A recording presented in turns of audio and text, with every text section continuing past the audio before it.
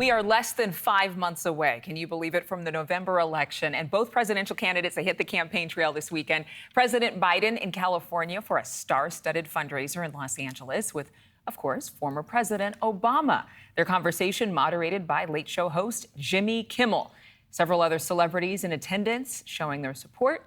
The event raising over $30 million for the Biden campaign. That is a single-day record. Now, during their convo, President Biden, highlighting his thoughts on the state of the economy, saying, quote, "We have the strongest economy in the world, and that we try to give ordinary people an even chance," end quote.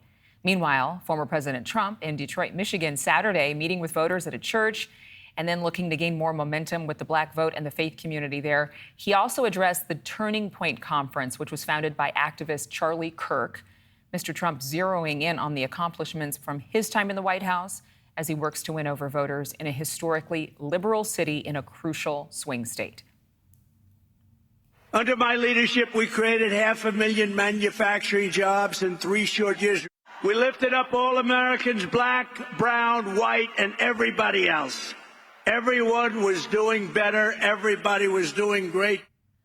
Joining me right now to discuss all of this, GOP strategist Malik Abdul and Democratic strategist Dr. Susan Johnson Cook. Thank you both for being with us. First of all, The Hill and our Decision Desk HQ polling. It reports that Mr. Trump is leading in 4 out of 7 battleground states. Susan, I'll start with you. What does President Biden need to do to turn that tide?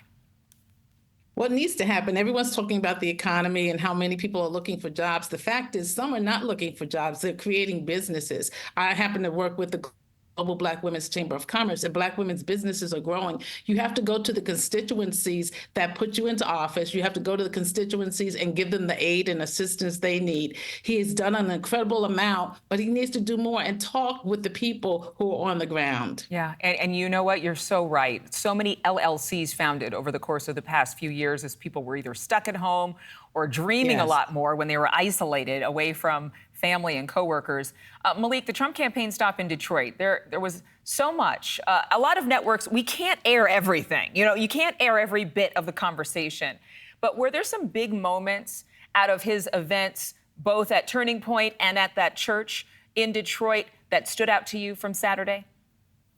Well, as one of those Republicans who's not a big fan of Charlie Kirk, I probably won't be able to tell you many great moments from Donald Trump at Turning Point, because I try not to follow anything that Turning Point does. But what was interesting to me is Donald Trump at the Black church in Michigan. That was significant because it's part of what the Trump campaign is doing this time around, not trying to just surround themselves with influencers who are happy to say that they're Donald Trump's favorite grandson or things like that, but very substantive conversation. So the church was a very important thing. And the campaign will be doing this in areas all around the country, specifically working with organizations. In addition to the RNC, organizations like the Black Conservative Federation, where Deontay Johnson, the founder and president, actually launched a $2.5 million Get Out to Vote operation. Wow. The Trump campaign, the RNC, the Black Conservative Federation will be doing these very things in these battleground states. Yeah, and it was interesting. I did listen in on the conversation at the church a little bit. And I do have to say there were some very ordinary conversations about people and what their needs were and what their desires were. And that under the previous administration in 2016, they saw a different kind of life. But one thing that was of note at Turning Point, even though I know you didn't watch, was that Byron Donalds received a personal shout out about being a potential VP pick. What are the pros and cons of him being Trump's running mate, Malik? The pros are that he's a very good defender of someone to demystify conservatism. He has a good relationship with Donald Trump. He's very supportive of Donald Trump. He's part of the Freedom Caucus. But then it begins and ends there. Not only is he from Florida, Byron Donalds is, I believe, a second-term member of Congress. I don't know who would feel comfortable with a second-term member of Congress being just a heartbeat away from the Oval Office. So I like Donalds. I think he's great in really articulating a conservative message. But when it comes to being a vice president or even by default a president of the United States, it's a hard no. Okay. Well, actually in Florida right now, and he's not actually the favorite here as well. But, I happen to get mail from both sides of the aisle, and everyone's asking me for a donation. Not one has asked me what my thoughts were about the issues. And I think the things that happen in between these big events is what's going to be significant for either candidate. Talk to us. I'm on the ground. I know what's happening. People around me are ready to speak with the candidates, but not only at these big events where you give us a shout out. That's not really what's going to get you in the office. It's what you do in between and what you'll do after you're in office that's going to matter. Well, Susan, I want to ask you, just as a Democrat, I mean, think about the event that happened in the Bronx. I mean, these were everyday people who showed up for the Trump campaign, talking about they love Trump. They wanted to show and demystify that, yes, you can be a person of color and actually be conservative.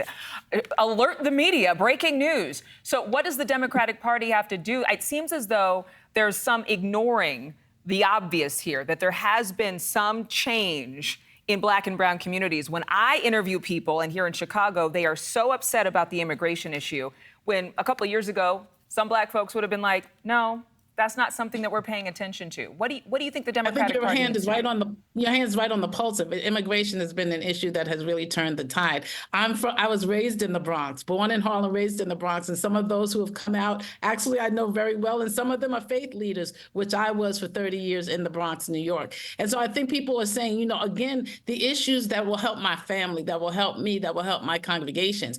We want to make sure that your hand is on the pulse of these, that you're not just speaking to us now with some rhetoric, but that we're going to come out, we're going to hold you accountable to what you say you're going to do for us. And it starts now, not on November 2nd, it starts now. And that's what people are saying. We're going to come out, but we're going to come out for the candidates who speak our language. And that means not English or Spanish or whatever your native tongue is, but the language of helping our people in the real way. Okay, one more question for you, Susan, in terms of this event, this glitzy event in Los Angeles. Obviously, the Democratic Party and the Biden administration, they want to raise some money because the Trump campaign, with that $141 million that they fundraised just in the month of May alone, was pretty eclipsing.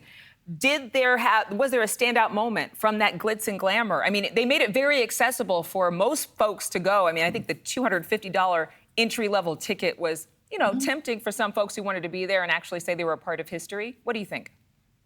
Well, I think that was the key, that it was accessible to many people could get into the room. I mean, this election is not going to be won on how much money you have. There's this little rhyme we had in school, Humpty Dumpty had a great fall, and all the king's horses and all the king's men couldn't put them back together again. And I think we've had a great fall in America, a great divide. And it's not about who's privileged, who has the most money, but who can put us back together again. And you can't just talk to the men in America. You got to talk to the 51% of whom I represent, and that's the women. Hey, have a talk with us. I appreciate you. I'm so glad, Susan, that you said so many things that a lot of us have been thinking and a lot of women, I think, are thinking. But Malik, I'm going to give you the final word because it's Father's Day. I don't even know if you're a daddy, but I'm going to honor you with that. So any last thoughts? Well, I am a dog dad, so happy Father's Day to all the real dads and the dog dads out there. But I have to agree with my colleague here on everything that she said, and I believe that the Republican Party most certainly need to do a lot of those things. Continue. They criticize Republicans for not going into the communities. Well, you need to do it, not just this election cycle. You need to continue to do it after the elections are actually over. Malik, Susan, it was a pleasure to have you both on. I hope to have you back on again real soon. Thank you. The pleasure was ours. Thank you. All right.